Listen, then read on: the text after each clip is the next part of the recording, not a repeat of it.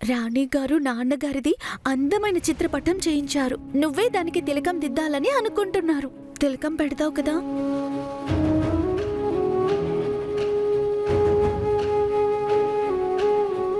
నువ్వు చక్కగా ఉండాలి. వెళ్దామా?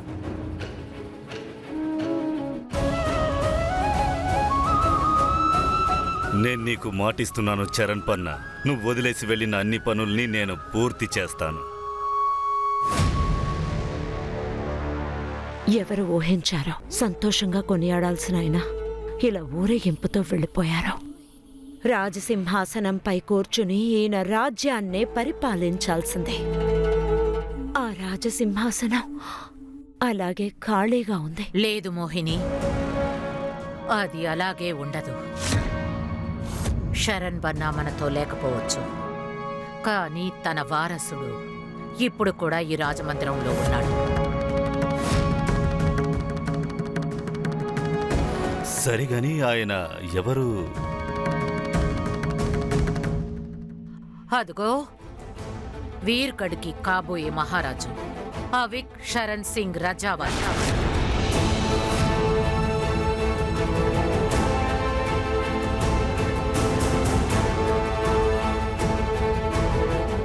నోటి మాట రాని చిట్టెలుక మహారాజా.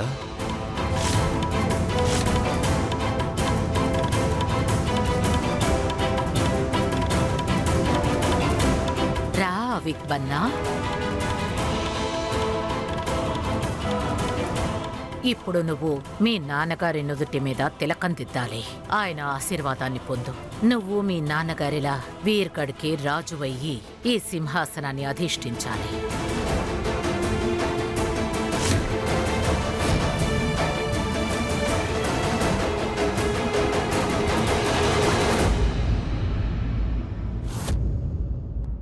ఐ మిస్ యూ అమ్మా నాన్న. మీరు లేకుండా బతకడం నాకు చాలా కష్టంగా ఉంది నాన్న. ఏది తినాలనిపించటం లేదు, ఎక్కడికి వెళ్ళాలనిపించటం లేదు. ఎప్పుడు అవిక్ని చూడండి, తన పరిస్థితి ఏం బాలేదు. వాడెవ్వరితోటి మాట్లాడటం లేదు, నాతో కూడా మాట్లాడటం లేదు. దయచేసి ఆశీర్వదించండి, మాకు ధైర్యాన్ని ఇవ్వండి.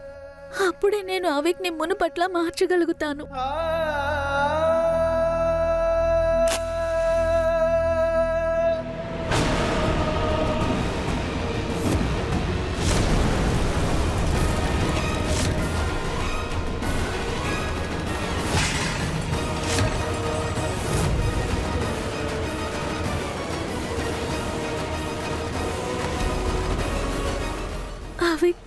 అవిక్ బన్నా, నీకేం కాలేదుగా?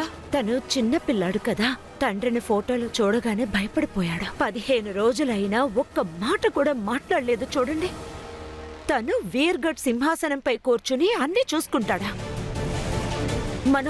మనందరం 12 ఏళ్లుగా ఈ సింహాసనంపై కూర్చునే రాజు కోసం ఎదురు చూస్తున్నాం రాణి. ప్రజలు ఇంకా ఎంతకాలం ఎదురు చూస్తుంటారో? తనకి 18 ఏళ్లు రావడానికి ఇంకా 12 ఏళ్లు ఎదురు చూడాలి. అన్ని రోజులు మనం ఎదురు చూస్తూ ఉండలేం కదా. మనం ఇంకా కూడా ఆలస్యం చేశామంటే ఆ తర్వాత వీర్గఢ్ ప్రజలందరూ కూడా, అలాగే అంతఃపురంలో ఉన్న వాళ్ళందరూ నమ్మకం కోల్పోతారు. మన రాజ్యంలో ఉన్న ప్రజలందరూ గొంతు విప్పి వ్యతిరేకత తెలిపే లోపు మనం మన పృథ్వీని తప్పకుండా సింహాసనంలో కూర్చోపెట్టి చూడాల్సిందే. లేదు లేదు లేదు, ఒక్క నిమిషం.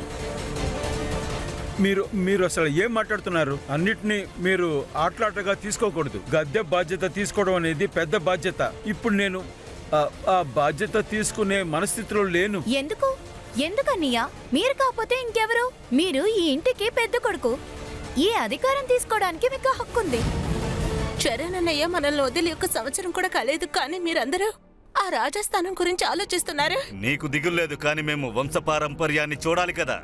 మీరు సరిగ్గానే చెప్పారు. ఈ రాజభవనంలో ఇప్పటికే చాలా సంఘటనలు జరిగాయి. ఇక మన వల్ల వీర్గఢ్కి అన్యాయం జరగకూడదు. నేను వీర్గఢ్ రాజు పేరుని ఇప్పుడే ఈ క్షణమే ప్రకటిస్తాను. సైనవి, ఎప్పుడైనా సరే దేవుడు దిగివచ్చి మీ అమ్మా నాన్నలనైనా లేదా అవిక్ నుంచి ఎవరినైనా సరే సెలెక్ట్ చేయమని చెప్తే అవిక్నే సెలెక్ట్ చేయాలి. ఐ ప్రామిస్ యూ నాన్న.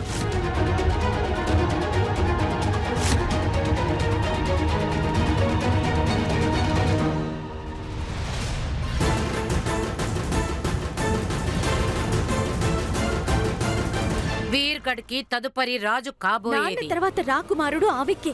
తనే రాజు అవుతాడు.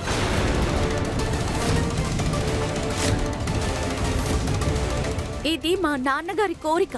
నేను కూడా ఆయనకి మాటిచ్చాను. ఈరోజు మీకు మాటిస్తున్నాను. 12 సంవత్సరాల తర్వాత జరిగే పూజకి అవిక్ని సిద్ధం చేస్తాను.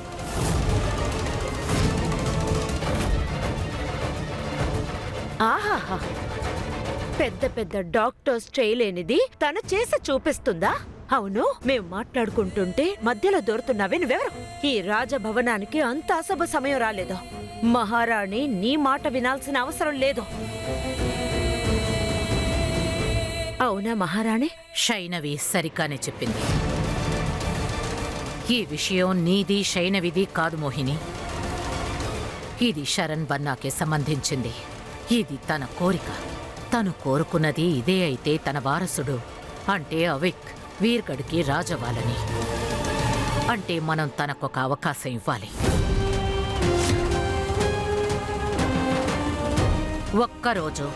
నీ దగ్గర కేవలం ఒకే ఒక రోజుంది. అవిక్ శరణ్ బన్నా చిత్రం నుంచి ఆశీర్వాదాన్ని పొంది రాజ తలపాగాని ధరిస్తే అప్పుడు వీర్గఢ్కి రాజు తనే అవుతాడు.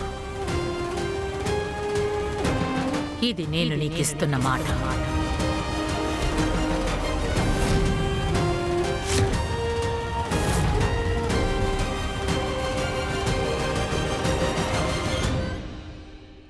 పద వెళ్దాం. మీరు రండి, మీతో నేను కాస్త మాట్లాడాలి. రండి. చూసావా, ఆ అమ్మాయికి రాజసింహాసనం మీద దృష్టి పడింది. దాన్ని దక్కించుకోవడానికి తన తమ్ముణ్ణి బలి తీయడానికి కూడా సిద్ధపడింది.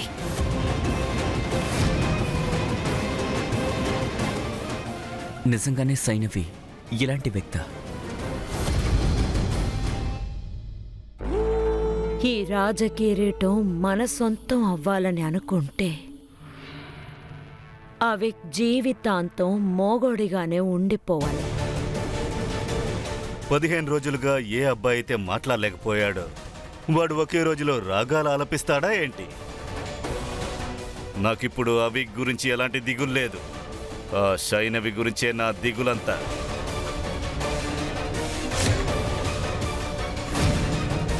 ఇలా చూడు, ఎంత అందంగా ఉందో.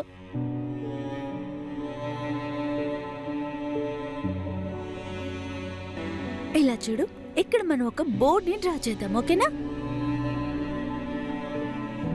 చూడు ఎలా ఉంది, అందంగా ఉంది కదా? అవేక్, ఇది చూడు, ఎంతో అందంగా డ్రా చేశాను. అందమైన ఇల్లు.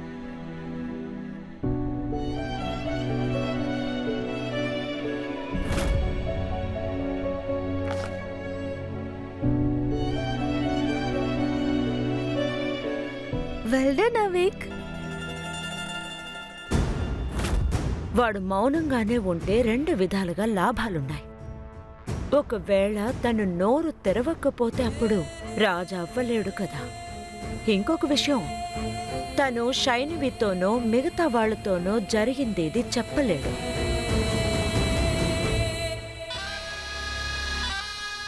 సరే వదిలేయ్, ఒక్కరోజే కదా ఉంది.